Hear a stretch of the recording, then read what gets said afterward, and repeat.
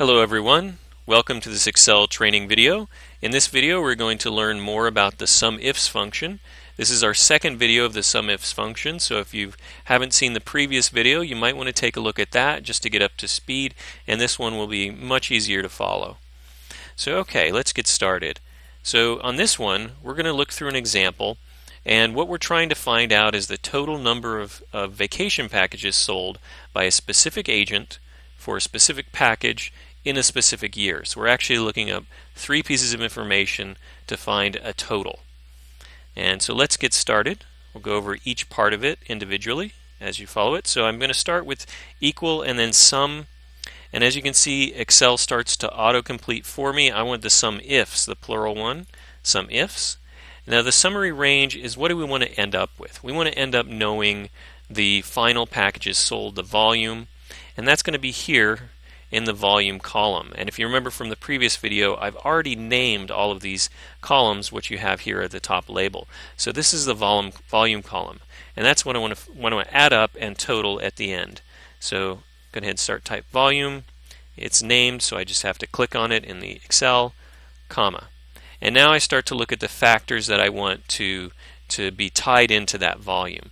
The first thing is I want to know who's the agent. So it's going to be Dave, and then where am I going to find him? So criteria range means where you're finding this information. So I'm finding Dave under the salesperson column. So I'm going to start typing salesperson. There it is. I click on it. So now I've said where for Excel to look, but now what do I want to look for in the salesperson column? Well, that's Dave. So I click on the cell, and it's going to go and find what's in that cell, which is Dave. And then next I want to find what package I'm looking for. And I find the vacation packages under the vacation package column. So I'm going to start typing it just to allow Excel to autocomplete for me. Click on vacation package, comma. And then the particular vacation package that I'm looking for is Las Vegas. So I'm going to click on this cell, and I've selected the Las Vegas package, comma. And now I want to know when we're looking for it. And actually, we're looking for one specific year. And if you take a look over here on the right, under the date column, you can see that it goes from 2010, 2011, 2012, 2013. So I can't just say look under the date column for a specific day. I need to look for a range. It can't be before 2011, can't be after. It has to be within that range. So we're going to first start by typing date, because that's the column that we're looking under. It's always where you're going to find the information and the information that you're looking for. The criteria range is where, criteria is what you're looking for. So I'm starting with the date range, comma. Now what am I looking for? Well, I'm looking for to start at the beginning of 2011. So I want to go ahead and hit quote greater than or equal to quote ampersand quote the year 2011, and then the month January and the day January 1st, and then end quote. So now what I have is I have the beginning of where it's going to start looking. It's not going to look for any date in 2010. It's going to start, it has to be greater than or equal to January 1st and above. But if it did that, it would give me 2012, 2013, and I don't want that. I just want 2011.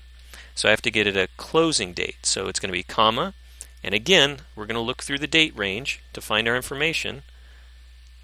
And we're going to do the same thing, but it's going to be less than, right? You probably already guessed that. So less than or equal to, quote, ampersand, quote, 2011, then our month, and then our day. And that's actually the format that you really need to use all date functions, is the year, the month, and then the day. So I'm going to go ahead and hit quote there. And now I can just go ahead and hit enter.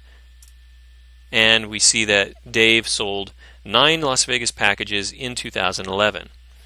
And you can see this is our formula.